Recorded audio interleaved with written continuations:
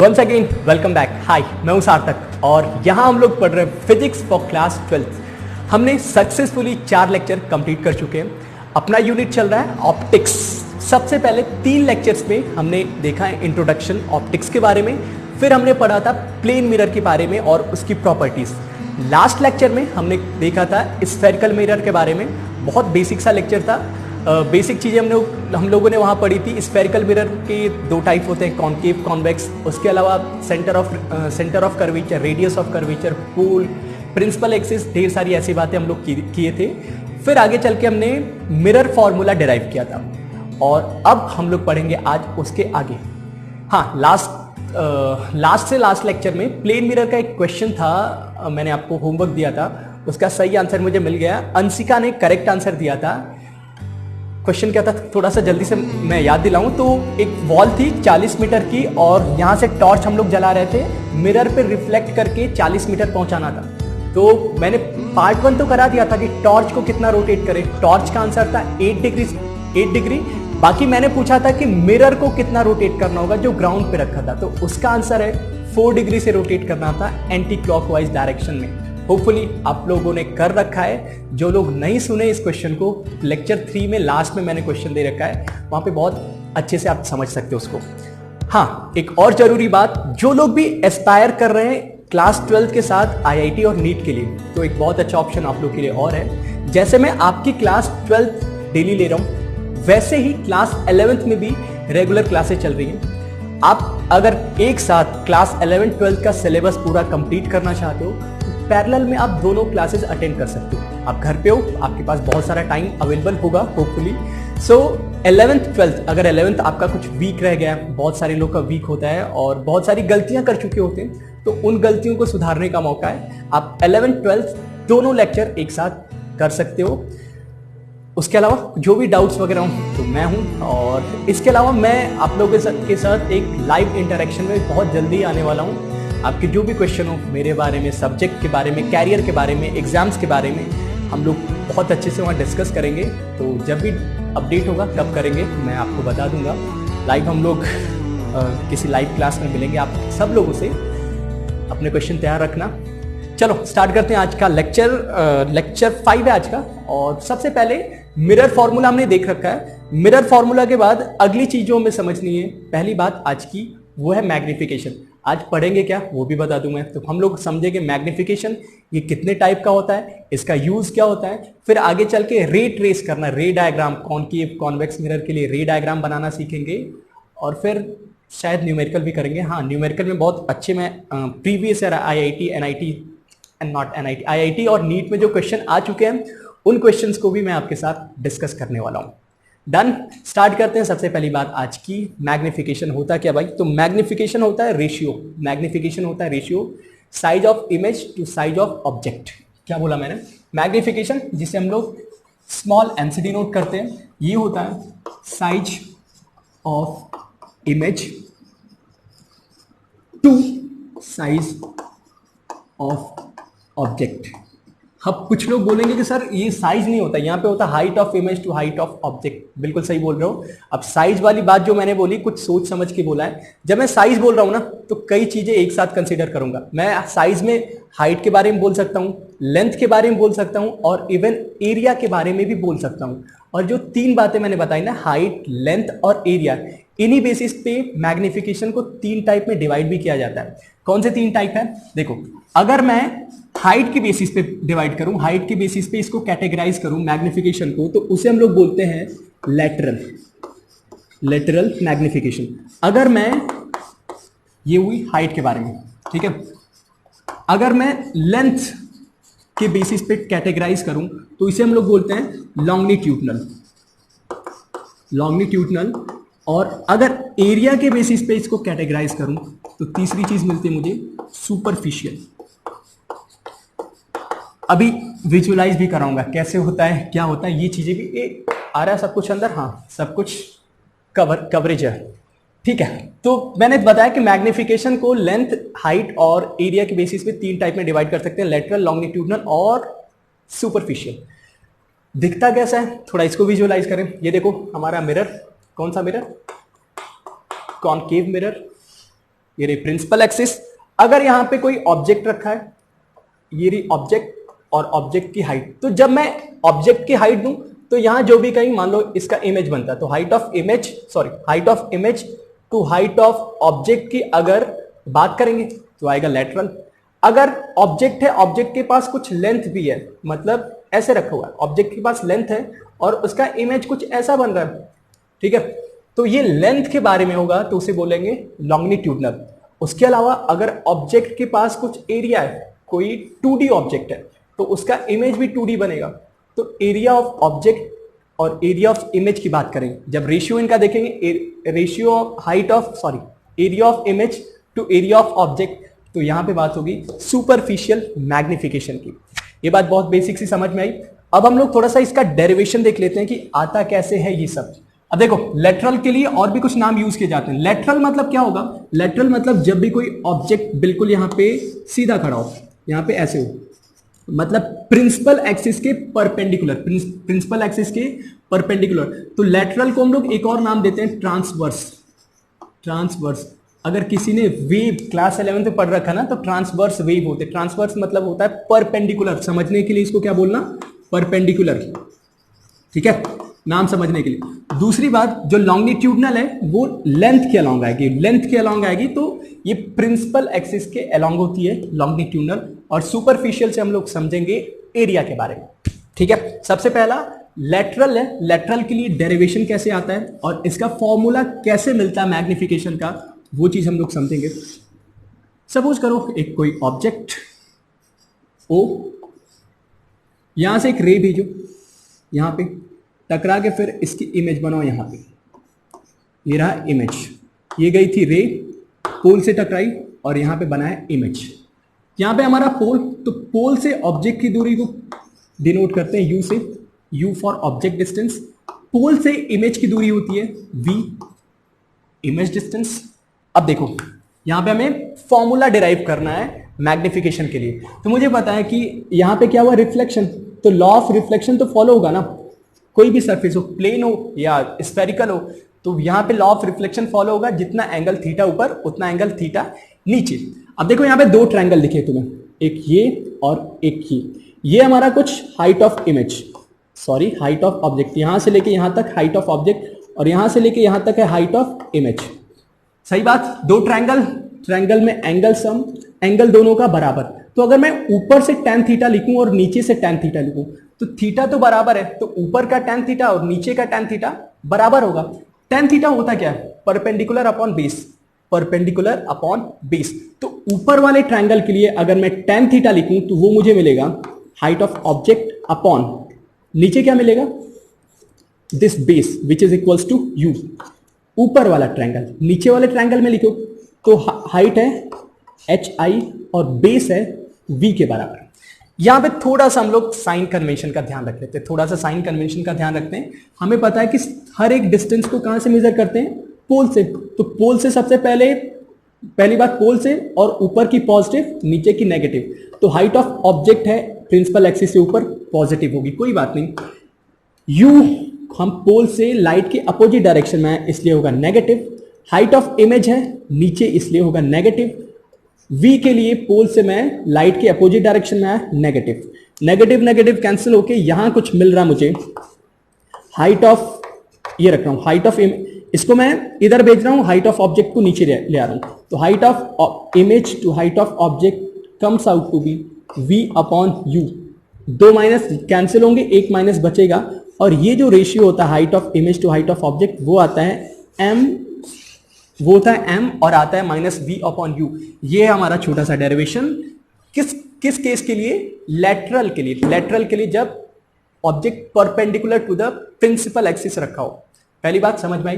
दूसरी बात हम लोग समझ लेते हैं लॉन्गिट्यूडनल के लिए हम लोग कैसे सोचेंगे, लॉन्गिट्यूडनल के लिए क्या करना है हमें। तो लॉन्गिट्यूडनल के लिए मतलब कोई ऑब्जेक्ट हमारा अलोंग द लेंथ रखा हुआ है, सेम मिरर, यहां पे सपोज करो एक कोई ऑब्जेक्ट ऐसे रखा है, ठीक है, ये हमारा पोल, इसको बोलो ये पॉइंट है U1 पे और ये पॉइंट है U2 पे। माना मैंने कि इसकी इमेज कुछ यहां बनी, ठीक, ये पॉइंट मिला V1 और ये पॉइंट मिला V2। O1, इसको ऑब्जेक्ट को O से डिनोट कर लो, ये ऑब्जेक्ट है, ये इमेज है, ठीक है। और इसके दोनों एंड को मैंने दिखाए, इसके दोनों एंड को दिखाया मैंने U1 U2 और V1 V2 से, ठीक। आगे हमें क्या करना है, आगे हमें बताना है कि रेशियो, इमेज की लेंथ का रेशियो टू ऑब्जेक्ट की लेंथ का रेशियो ही तो देगा मुझे मैग्निफिकेशन। तो अगर मुझे यहां पे मैग्निफिकेशन पूछा जाए तो मैं क्या बोलूंगा, इमेज की लेंथ कितनी है V1 V2 और ऑब्जेक्ट की लेंथ कितनी है U1 U2। बस यहीं से मिल जाता है मुझे मैग्निफिकेशन, और कुछ फॉर्मूला लगाने की जरूरत नहीं है।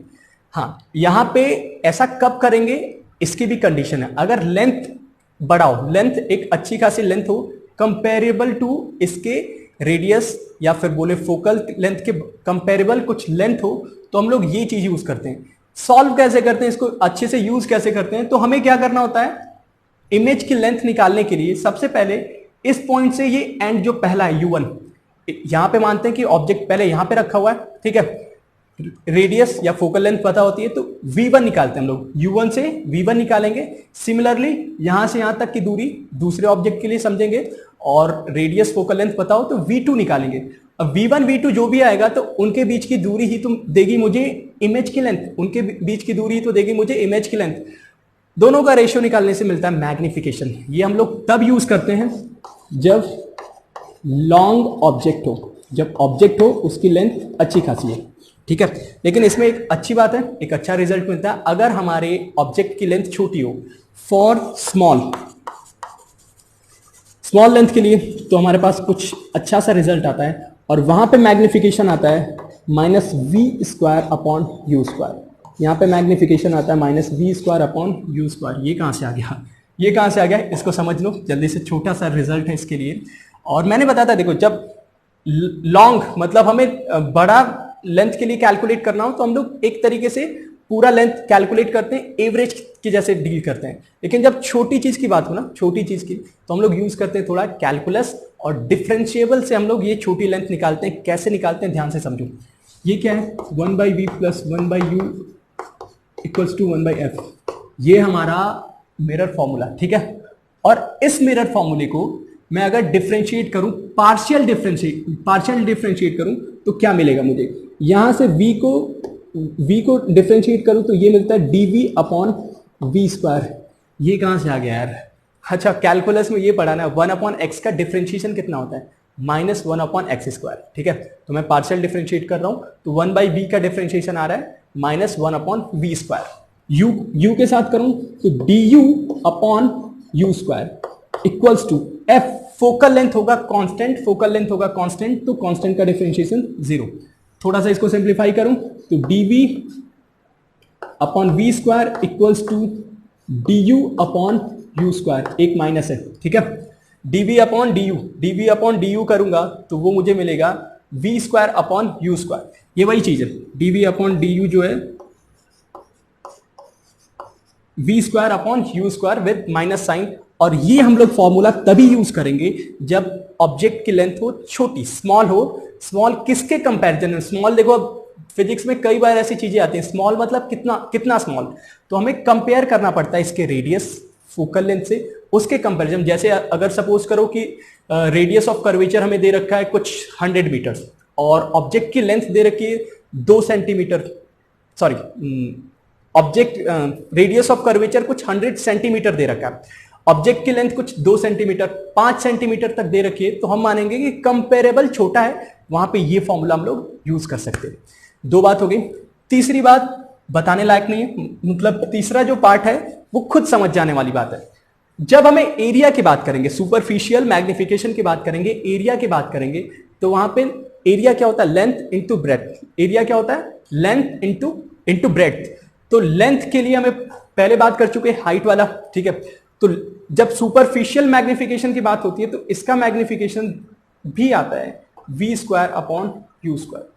या फिर इसको बोल सकते हो कि जो लेटरल में मैग्निफिकेशन आता है उसको स्क्वायर कर दो, जो लेटरल में मैग्निफिकेशन आता है उसको स्क्वायर कर देंगे, लेंथ इंटू ब्रेड्थ वो देता है एरिया। तो हमने लेंथ की बात की, इसमें लेटरल में उसका स्क्वायर कर देंगे तो मुझे मिल जाता है सुपरफिशियल मैग्निफिकेशन के बारे में। ये चीजें एडवांस लेवल की चीज है, सुपरफिशियल के बारे में पूछा जाएगा, इवन बोर्ड में शायद आपके नहीं दे रखा है। बाकी हमारे लिए लेटरल ही मेन होगा जो कई बार देखने को मिलेगा। ये चीज भी, ये वाली इवन ये चीज भी हमें कंपटीशन लेवल के लिए समझनी है। अब आगे बात करें इसका यूज कहां पे आएगा। इसको न्यूमेरिकल में तो डायरेक्ट पूछ सकता है, ये लैटरल लॉन्गिट्यूडनल के बारे में डायरेक्ट पूछ सकता है, लेकिन इसका एक बहुत अच्छा सा यूज आता है जब हमारा ऑब्जेक्ट मूव कर रहा होता है। जब हमारा ऑब्जेक्ट मूव कर रहा होता है, ऐसा देखो, ये अगर हमारे पास मिरर है, यहां पे कोई ऑब्जेक्ट है, ठीक है, ऑब्जेक्ट मूव कर रहा है इस डायरेक्शन में, ये ऑब्जेक्ट मूव कर रहा है इस डायरेक्शन में, तो अभी इसकी कई इमेज बन रही होगी, ठीक है, इमेज बन रही होगी और ये इमेज भी मूव कर रही होगी। जब ऑब्जेक्ट मूव कर रहा है, जैसा प्लेन मिरर में देखा था, ऑब्जेक्ट मूव करता है तो इमेज भी मूव करता है, वहां पे तो 4 सिंपल केस थी, समझ में आ गई थी। लेकिन यहाँ पे स्फेरिकल मिरर है, यहाँ पे बिहेवियर चेंज भी हो सकता है, तो वो कैसे चेंज होगा, ऑब्जेक्ट और इमेज के बीच में रिलेशन क्या होगा, वो चीज हमें मैग्निफिकेशन से समझ में आ जाएगा। कैसे देखो, ये लेंथ के अलॉन्ग चेंज हो रहा है, किसके अलॉन्ग चेंज हो रहा है, लेंथ के अलॉन्ग, तो हमें देखना पड़ेगा लॉन्गिट्यूडनल मैग्निफिकेशन के।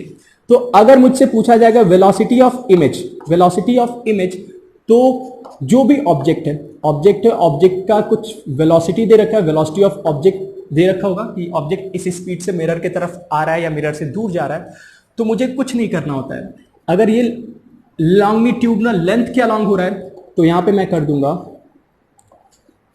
m square velocity of object minus times of m square velocity of object.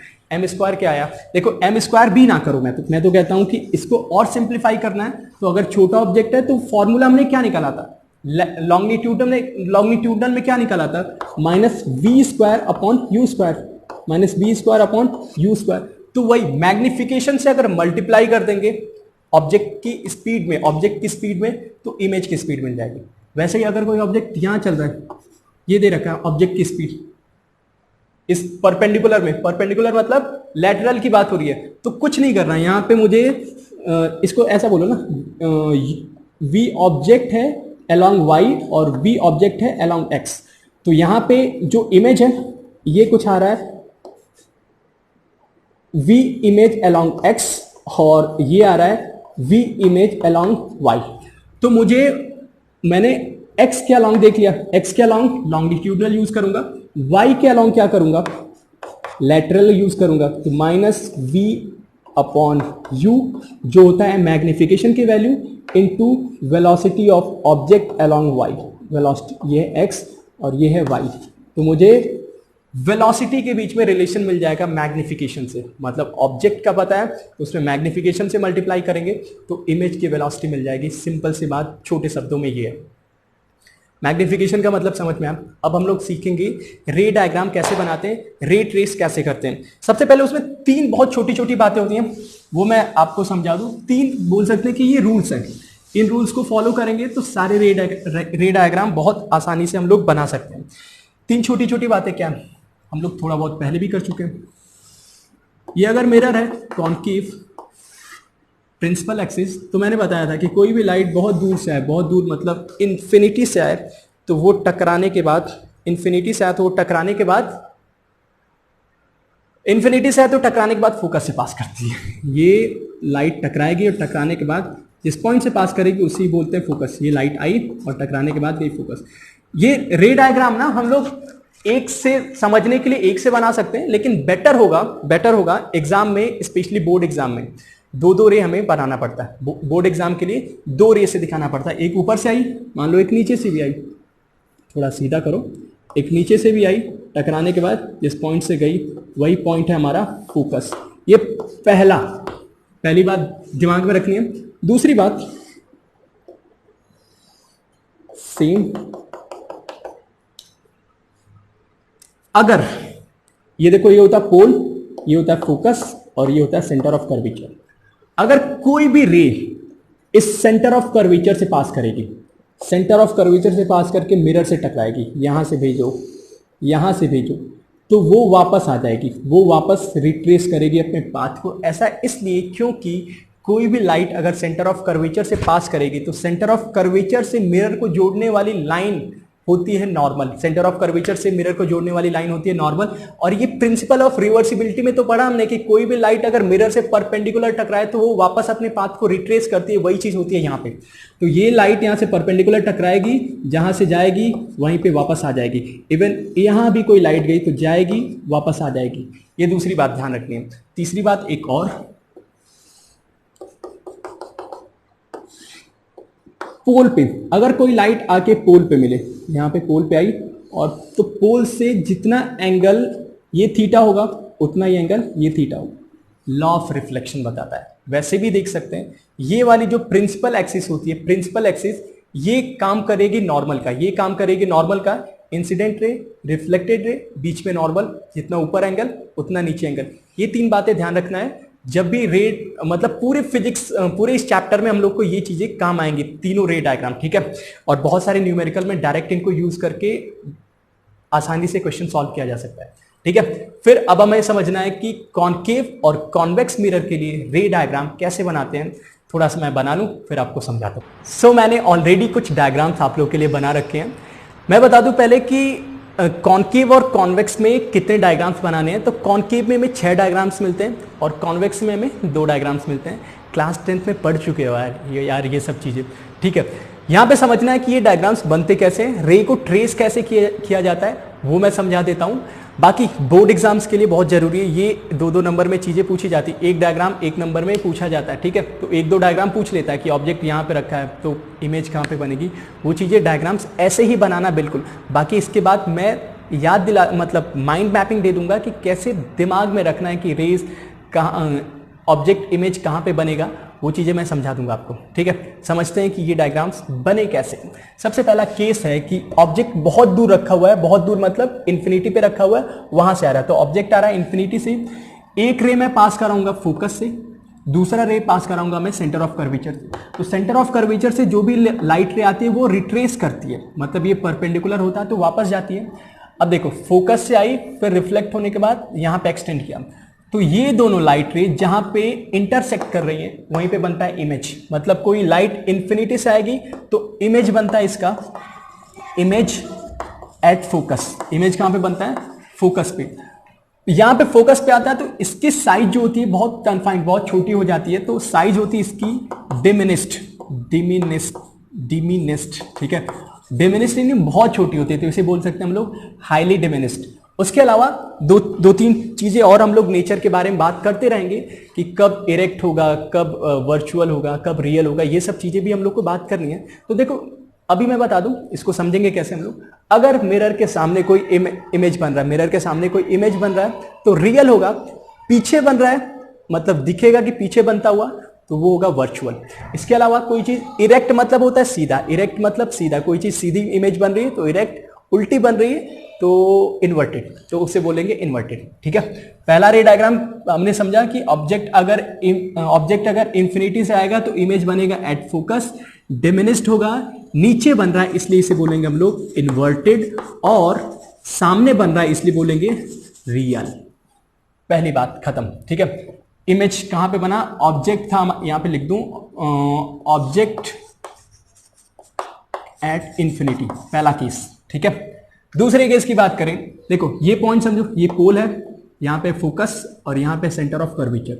अगर सेंटर ऑफ कर्वेचर से यहां के बीच में, यहां कहीं है इंफिनिटी और सेंटर ऑफ बीच कर्वेचर के बीच में अगर कोई ऑब्जेक्ट यहां पे रखा हुआ है तो इसका रे डायग्राम कैसे बनाएंगे। एक लाइन बिल्कुल सीधी भेजो, ये पास करेगी फोकस से, दूसरी लाइन पोल से भेजो, और दोनों आगे जहां पे टकराएंगे, जहां पे इंसिडेंट होंगी, यहां पे बनेगा इमेज।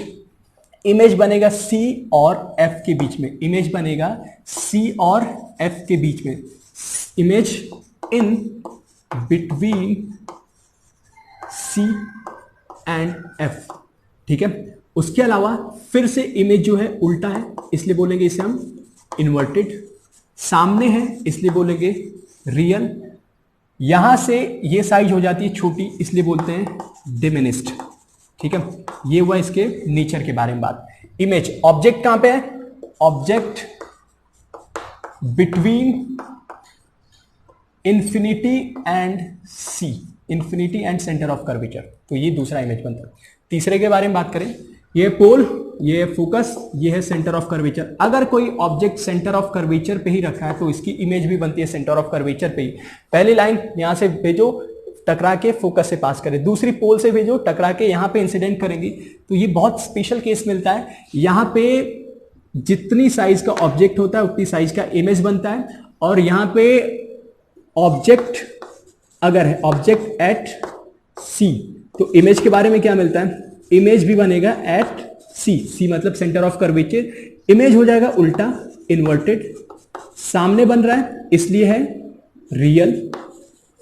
साइज जितनी बड़ी ये उतनी बड़ी ये, तो ये सेम साइज का, इमेज की साइज होगी सेम।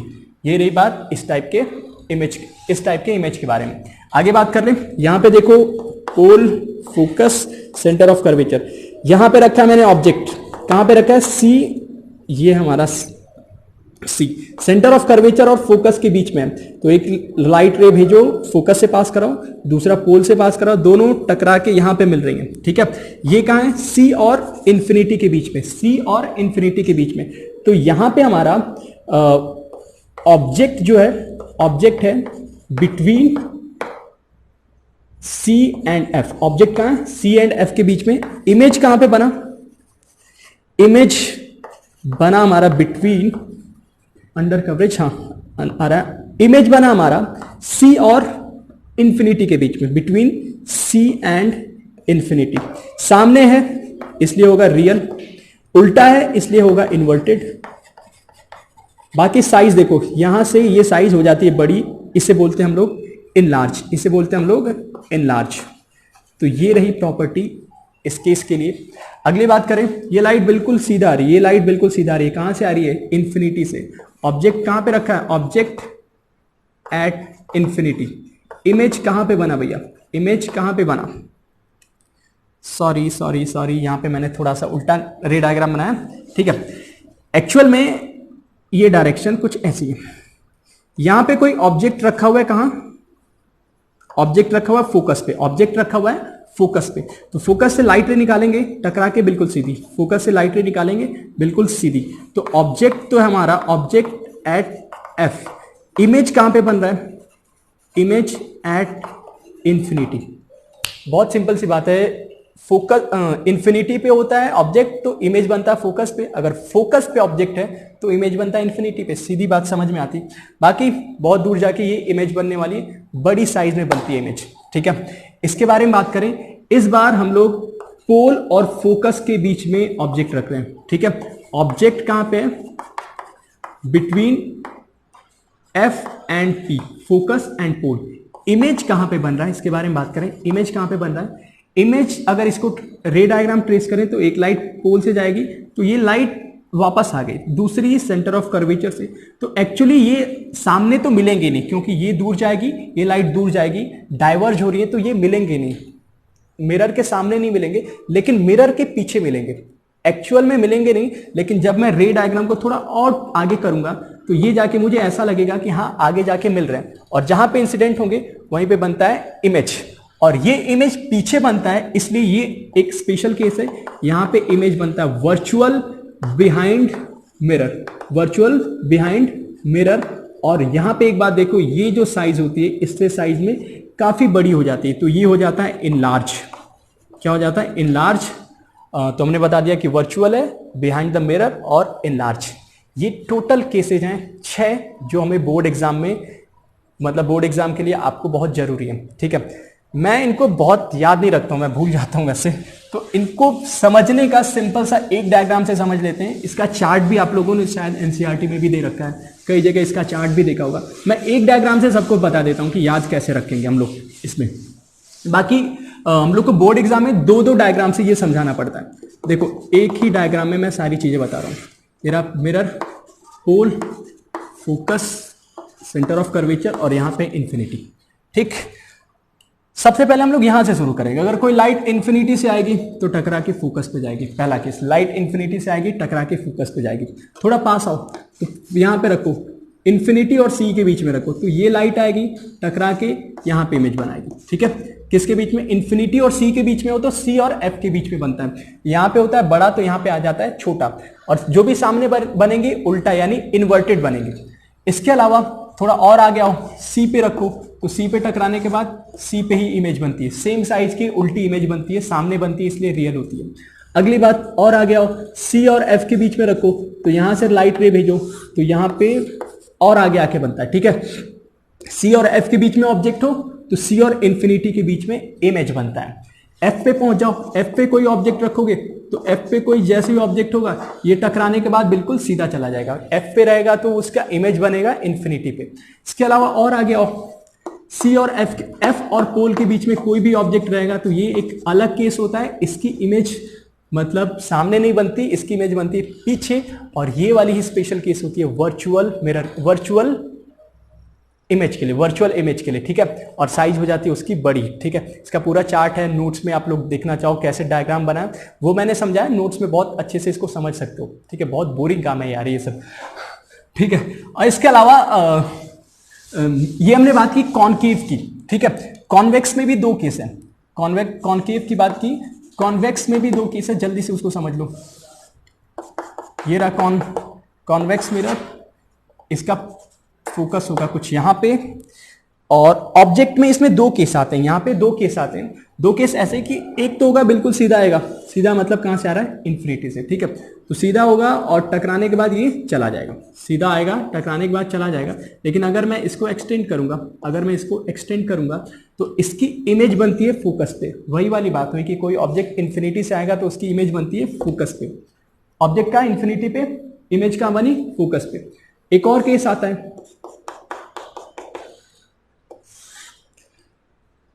यहां पे है पोल, यहां पे है फोकस।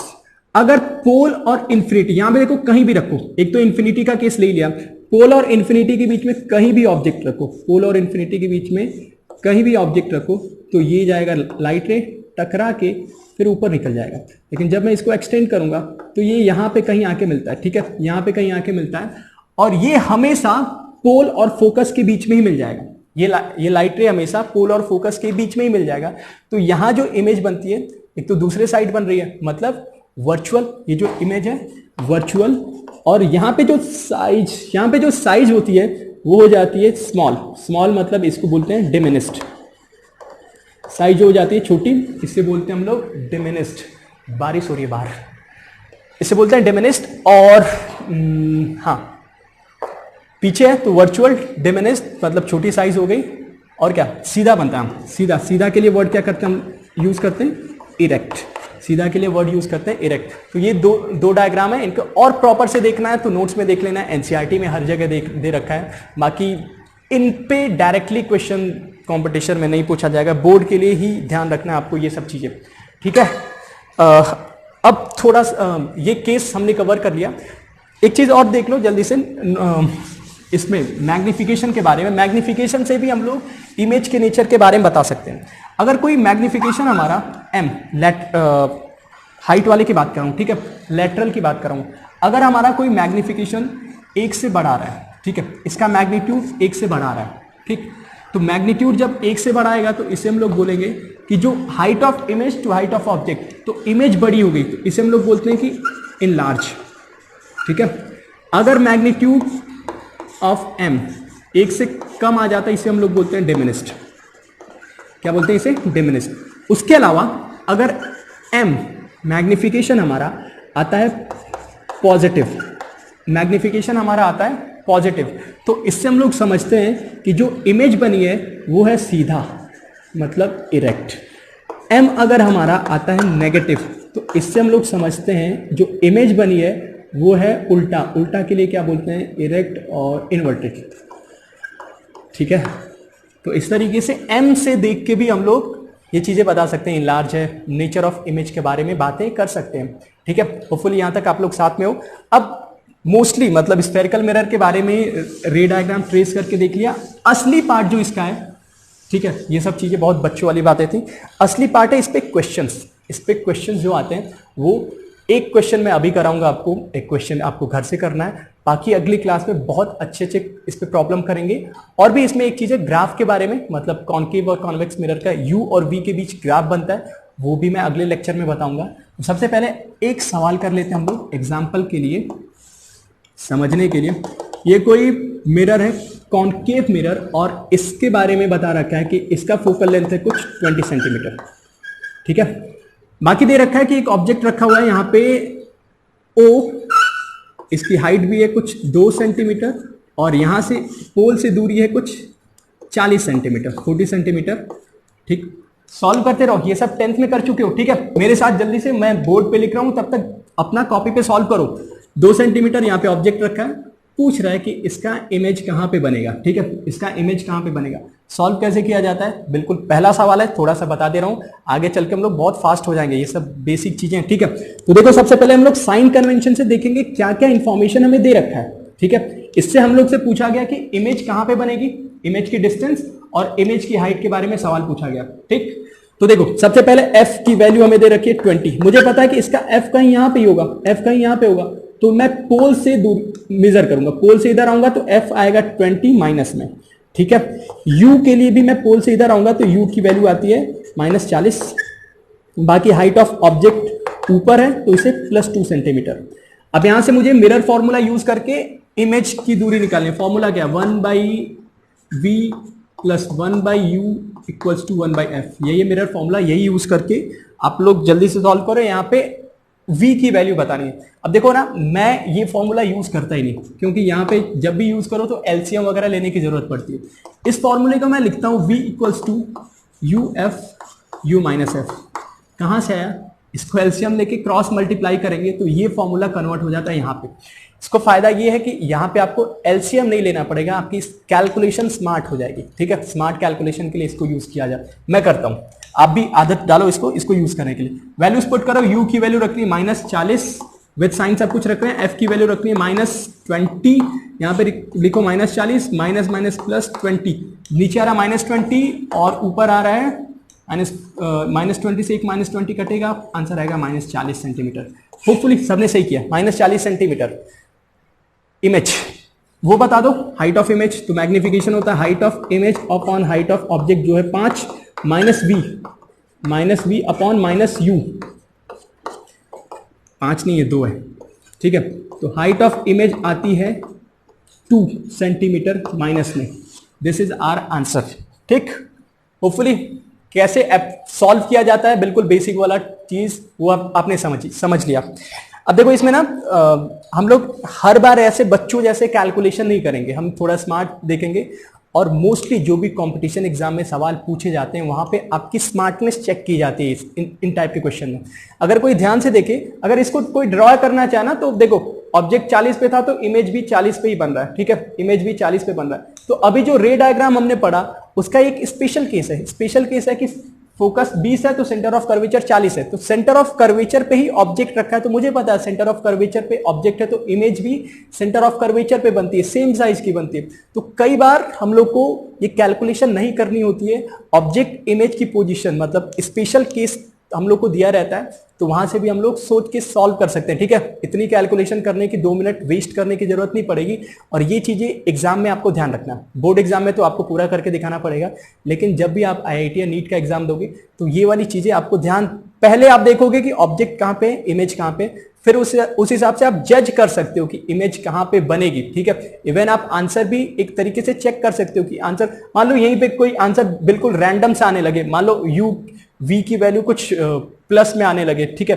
या फिर तो प्लस में आने लगे या बहुत ज्यादा आ जाए, तो एक बार हम लोग क्लिक कर सकते हैं, दिमाग से सोच सकते हैं कि ऑब्जेक्ट यहाँ पे रखा है, ये देखो ये पोल हुआ, फोकस हुआ, तो सेंटर ऑफ कर्वेचर, तो सेंटर ऑफ कर्वेचर या कहीं पे ऑब्जेक्ट रखा है तो इमेज कहाँ पे बनेगी, उससे थोड़ा हम लोग रिलेट कर सकते हैं, ठीक है।